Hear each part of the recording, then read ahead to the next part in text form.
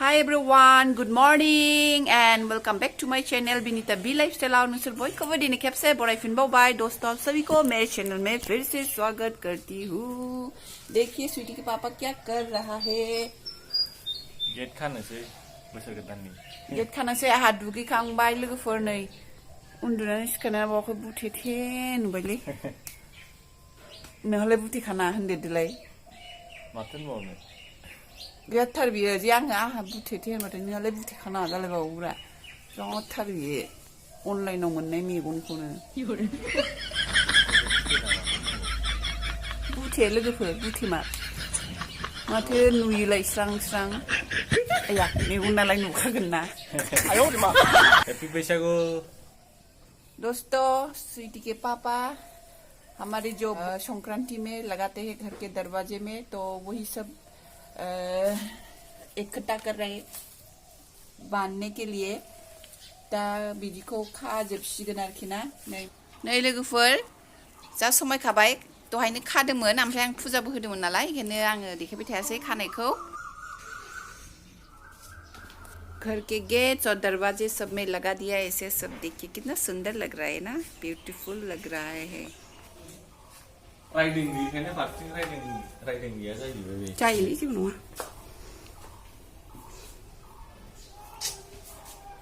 समायदोंनोखौ ए नंगौ नामा ए गोसोथोफिनसै हर सिटिका हर थ' रेस्टुरेन्टआव जाहोदो थ' गोसोथोफिनबाय नालाय थ' खुलिगोन रेस्टुरेन्टआ दा स्पेसियेल खुलिहोदो थ' साबि लायनोसै रेस्टुरेन्ट मालिकनाव साबि लायनोसै थ' दासो नै 8था जादों दानो खुलियानो आहा गोखा गोखै संसै नोंजों डाइलग होनानै लाब गैला आहा ओइ लोगो मा नागिरदों नोंलाय हाब लोगो आं नोंखौ गाबज्रिहरदोंमोन न'आवनो गैया नोङो आङो गोखा गोखै खानोसो लेंदोंमोन बै माबा खाथियाव थारं सेराव जोंना न'आवनो दंखाजोबो दा गोखा गोखै जाहैदो बाल जोंनावबो हाय बोसोर गोदाननि बयखौबो खुलुमबाय आंनि मानि लोगोफोर बयखौबो बोसोर गोदाननि हामलायनाय जासिहरबाय गोजोन्थों दे ओमफ्राय मा खाबावगोन मा गासै 108था जानांगौ नालाय 108था खांनो हानांगौ 108था नों खानांगौबा बारा जाबावगोनसो माबा मैराइ थिंखि गांगामाला जोंनि बेहायथ' गैया सनाफुलिया दुब्लियाव मोनो नों हाथारसै ना बे रज'फिनो रोदोमगोनब्रा मोनसेनो थोगोनलै ना थोयोलै बुरि थखन आगोलाव जानो सुखुवामोन आं दाना मैसुंखाखौ बिराद गोथाव मोनबावबाय आं गोथाव जोंनाव मैसुंखाबो दं खोमा बैथिं बे मैसुंखा नङा ओहो बे मैसुंसो ओरैनो मैसुं खिन्थु मैसुंखाबो इथिं दङ गायदोंमोन ना मैसुंखा आलदाबाव गोखै नङा माबा मैसुं लाजायोलै मैसुं राजा बिसोरो मैगं नागिरनो थांनाय दिंखियाबो रोदोमबावदों no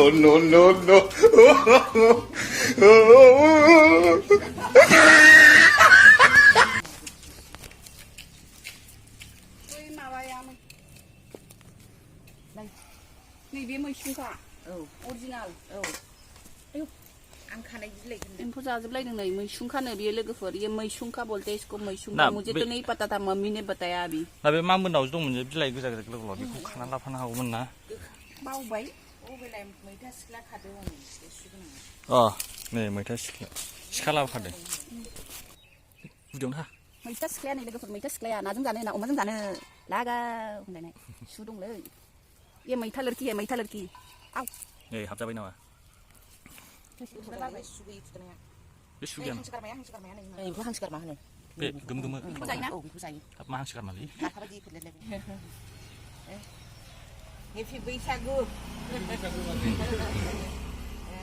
बाजार थांसै आदै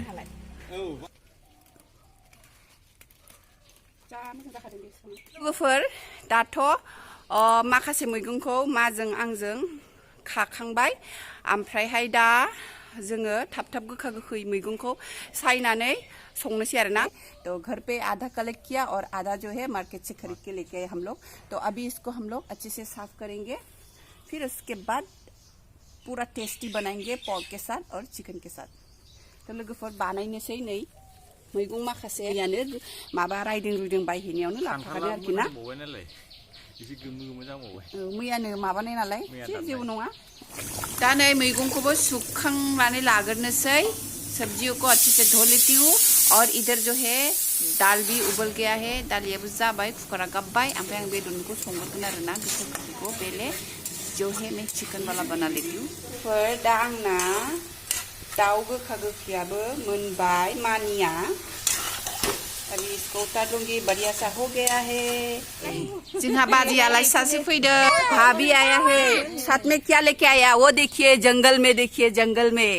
नै दाउला खासि लानानै फैबायलै गाबोननि बियो गाबोननि लोगोफोर नै दाउला खासिया नै बेयाव अमायाव आङो दै एसे होनानै फोमोनग्रोदों आरोना पोर्क में जो है थोड़ा सा पानी डाल के मैं उसको पका रही हूँ क्योंकि पापा जो है वो जो सब्जी है अभी इसके साथ बनेगा खट्टा मीठा वाला सब्जी गोखा गोखै जे जागोन ना बेखौ बाबाया जानो सुखुवा आरोखि ना तो पापा को वो पसंद नहीं है ये वाला सब्जी तो पापा के लिए एक्स्ट्रा पोर्क निकालूंगी एक्स्ट्रा बरन नांगोन आरोना बाबानि थाखाय ओमफ्राय स्वीटिनि थाखायबो नैबेयाव दाउखौ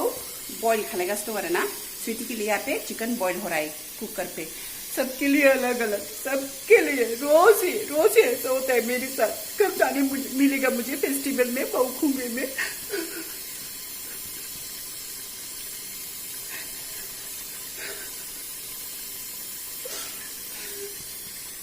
कैसा लगा मेरा मजाक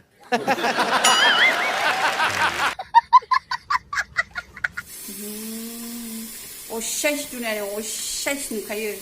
इथिङाबो जाखाया दुनियानि जाखाया जोंनि आलासि बाजैया बेहा दिनै मिरामिस लाय स' मिरामिसनि थाखायबो ये बिना चिकन बिना पर्का भेज वाला है बेबो मोनबायानो बरिया गोथाव जाखाबाय दे लोगोफोर खिन्थु बेखौ ओमफ्राय आङो दानो साखियाखै सुइटि बिफाखौसो साखि होदों सुइटि बिफाया संख्रिखौ नांबाय होनदों नालाय दा जाबाय खांनोसै गासिबो थिग जाजोब्बाय माने आङो बावखुंग्रियाव थांगोन नालाय ओमफ्राय ओरैनो थांबाथ' आरो मन्दिराव एसे खुलुमबोआबा गोसोखौ मोजां मोनाना क्लोब खोमोरबाय बेबो जाबाय क्लोब खोमोरबाय नै लोगोफोर दा जोंहा ओंखाम थोंखाम जाखांजोब्बाय बयबो हम लोग सबने खाना खा लिया अभी हम लोग जा रहे हैं बावखुंग्रि फेस्टिवल में दा जोङो बावखुंग्रि फेस्टिवलाव थांनोसै जोंहा ओंखाम थोंखाम जानानैसो थांसै नालाय लेट जाबाय आरोना जोंना स्वीटी टुडुक टुक टुक टुक टें टें पापा रोटनो और भाभी जो आया है मेहमान तो वो लोग कार से गया है और अभी हम लोग जाएंगे स्कूटी से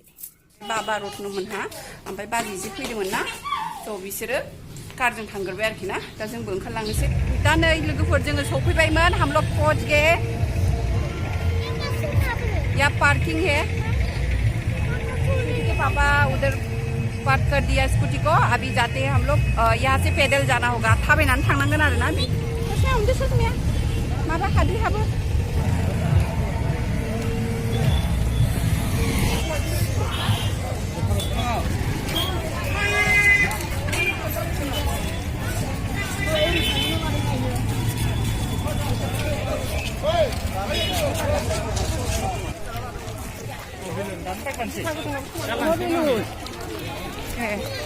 बिहा फार्स्टआवनो लायोलै बियो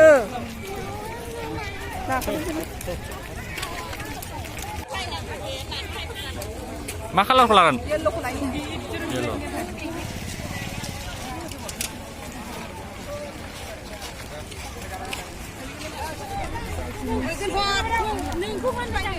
भारतनि गांसे नेम बिनि उनाव नैथियाव दं भारतनि सिगाङाव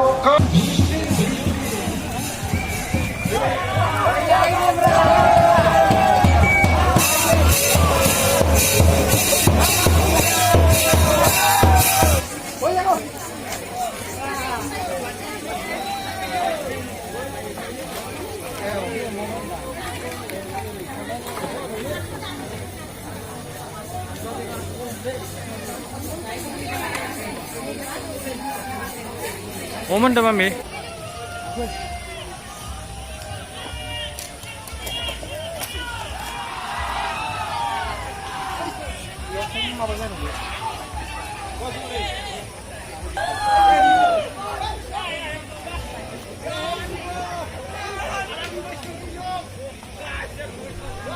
Oh, ini Bapak B-boy. Boys बाप पूरा घिरा हुआ है उसका फैंस लोग मैं भी फैन हूँ तो जाती हूँ सामने से फोटो लेके आती हूँ बॉयज सामने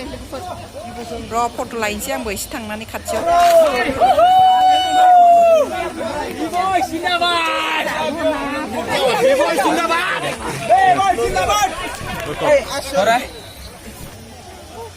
गरम मोनजोब्बाय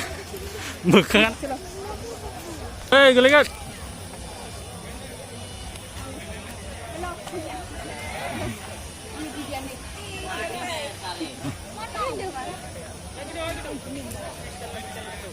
nama खिन्थादो मामि ओरै नाय मामि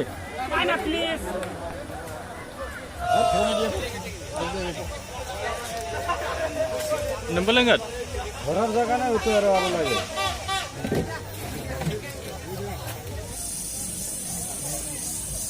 लाल हो गया देखिए कितना लाल हो गया हम लोग ज्यादा ऊपर तक ज्यादा मतलब क्या अभी नहीं चढ़ेंगे आधा ही नहीं मिला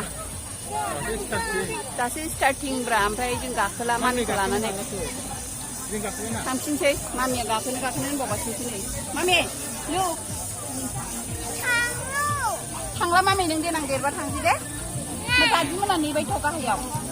दादिमोना नेबाय मामा दैथुनबो दं मामा राजामोनखौ लोगो हमलांसै दे गाहायाव ओंखारलांफिनसै लोगोफोर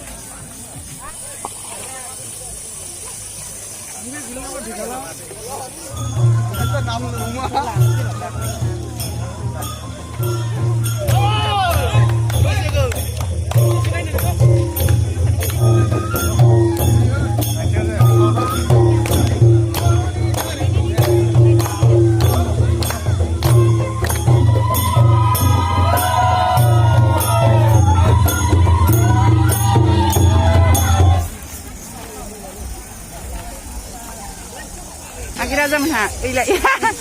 नोंसिनिखौनो नागिरगासिनो दंमोन आगै नोंसिनि दखानखौ बैयावसो सानदों आङो दङ ओंखारबोगासिनो दं सोरबा दासो गाखोदो दे थाथ'बाय औ बायबाय मामि नै मामाया नै मामिया बेखौ होबाय नोंनो थ' औ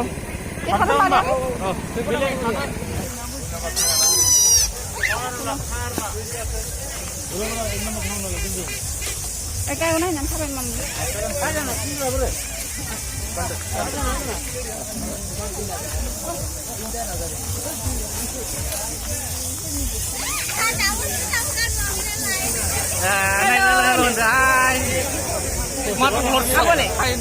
Boleh.